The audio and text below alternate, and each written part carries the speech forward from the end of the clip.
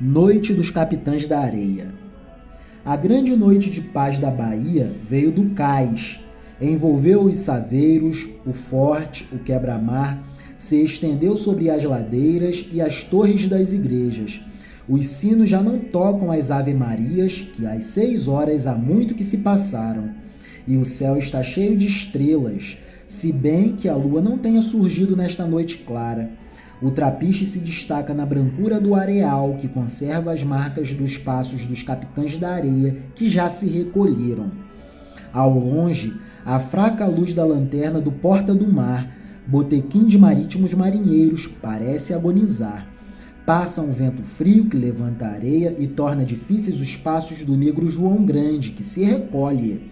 Vai curvado pelo vento, como a vela de um barco. É alto, o mais alto do bando e o mais forte também.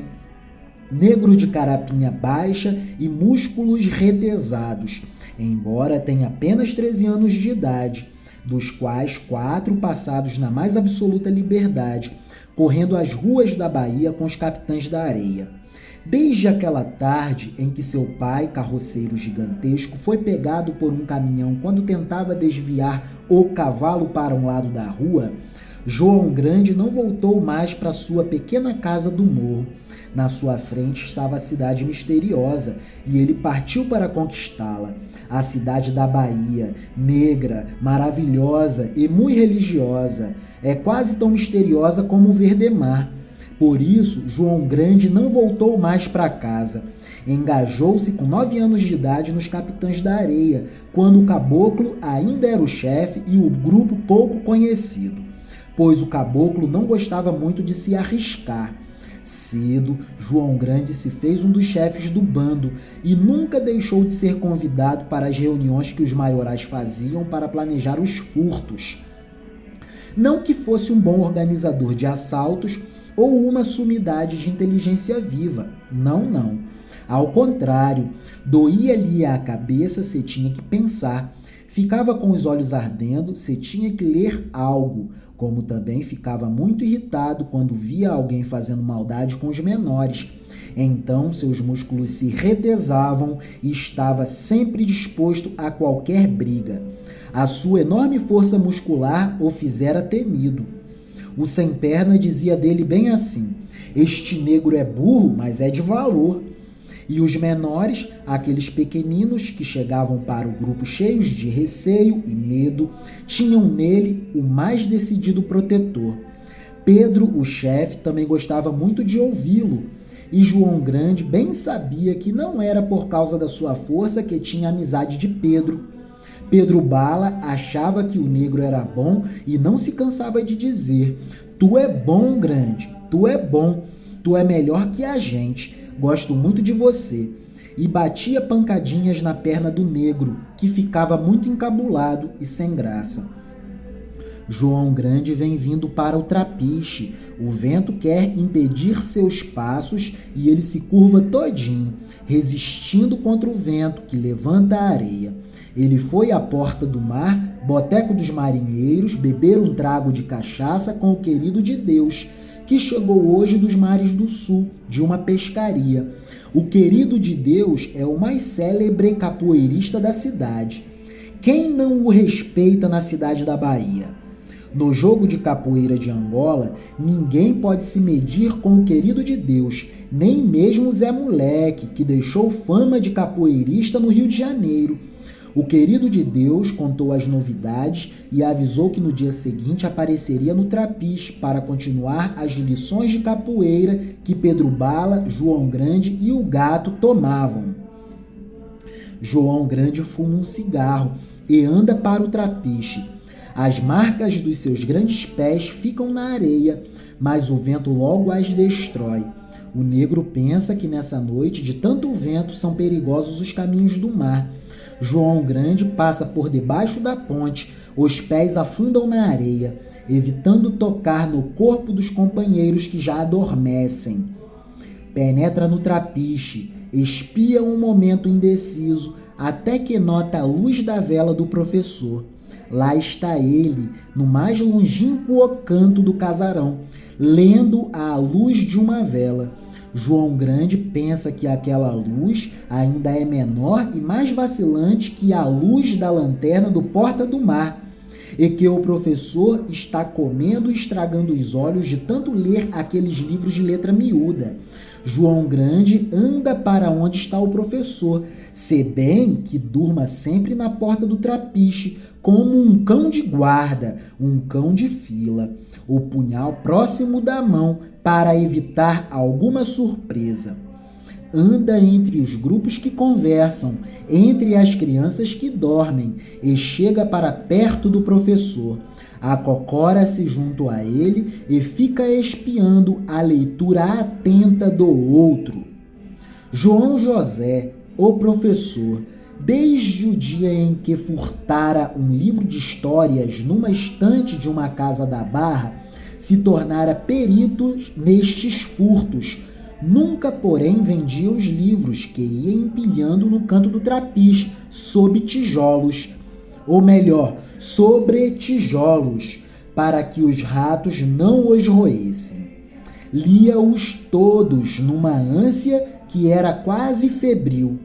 Gostava de saber coisas e era ele quem muitas noites contava aos outros moleques histórias de aventureiros dos mares, de personagens heróicos e lendários, histórias que faziam aqueles olhos vivos se espicharem para o mar ou para as misteriosas ladeiras da cidade, numa ânsia de aventuras e de heroísmo. João José era o único que lia corretamente entre os moleques e, no entanto, só esteve na escola 1 ano e meio.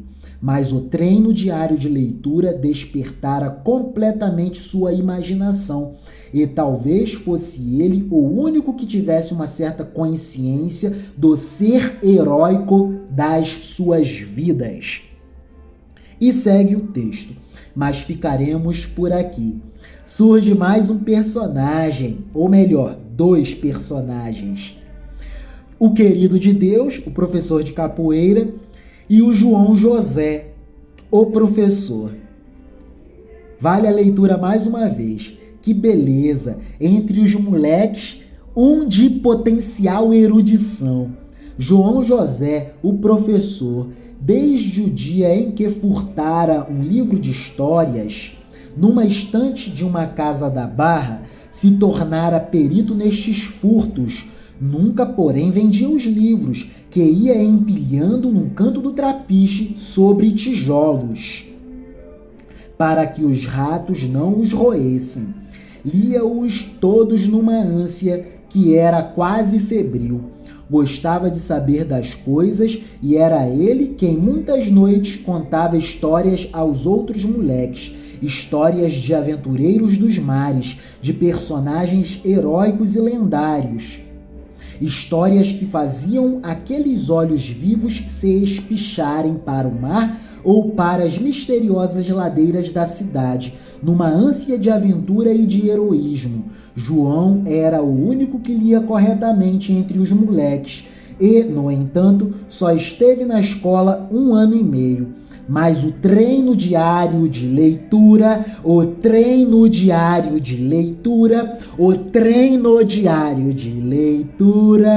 despertara completamente sua imaginação. E talvez fosse ele o único que tivesse uma certa consciência do ser histórico das suas vidas. O único que articulava narrativas sobre o romance pessoal de cada um daqueles todos moleques que compunham os Capitães da Areia. Que beleza!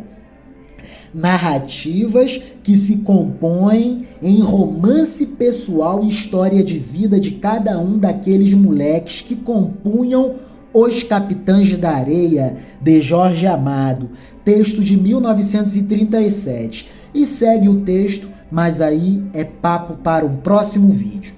É isso. Deus nos abençoe, Deus vos abençoe. Concluirei este texto, a leitura deste pequeno excerto de Capitães da Areia, com um outro excerto e trecho de texto deste maravilhoso livro. História do Brasil, Sociedade e Cultura. Autoras Cláudia Regina Balcati Silveira Moreira e Simone Meucci, editora Intersaberes. A produção artística como fato histórico. A produção artística é um fato histórico que se relaciona a aspectos fundamentais da organização social, da mentalidade e da cultura de um povo. Ficções literárias, pinturas, esculturas e filmes nos possibilitam identificar os valores da sociedade, as concepções de nação, as representações dos indivíduos, das classes e das raças, os padrões de beleza, de bem e de mal, etc, etc e tal. É importante ressaltar que o texto literário e a representação pictórica, musical e cinematográfica internalizam de maneira muito particular o fluxo da vida social. Por isso, não se trata de procurar na arte mera reprodução dos fatos de uma época. Por vezes, a arte inventa a vida de acordo com o que permite a imaginação histórica de determinado período histórico. Isso quer dizer que a arte representa de modo emblemático não apenas o que existe concretamente, mas também o que se deseja ver e o que não se quer ver. Não obstante, a inversão, a mitologização ou mesmo a falsificação da realidade elaboradas pela arte devem ser também tomadas como dados paradigmáticos e modelares da mentalidade e das formas de percepção de uma época. A história da arte, assim compreendida, permite identificar a maneira como determinadas camadas sociais explicitam ou ocultam certos temas e problemas da sociedade.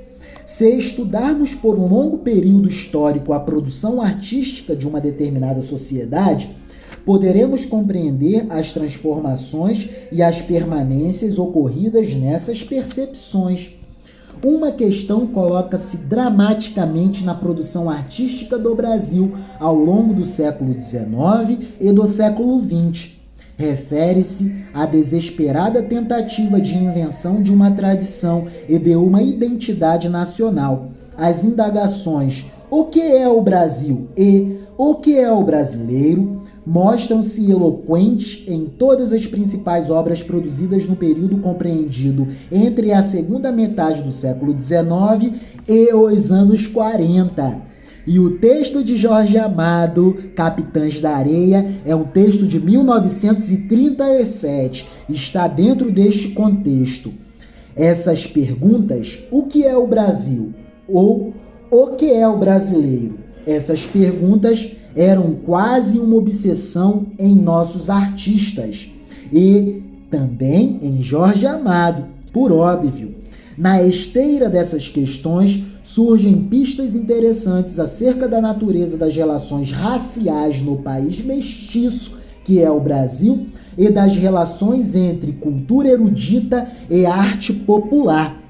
Como se formou a cultura brasileira e como nós brasileiros enxergamos o desenvolvimento da cultura dentro da história do Brasil.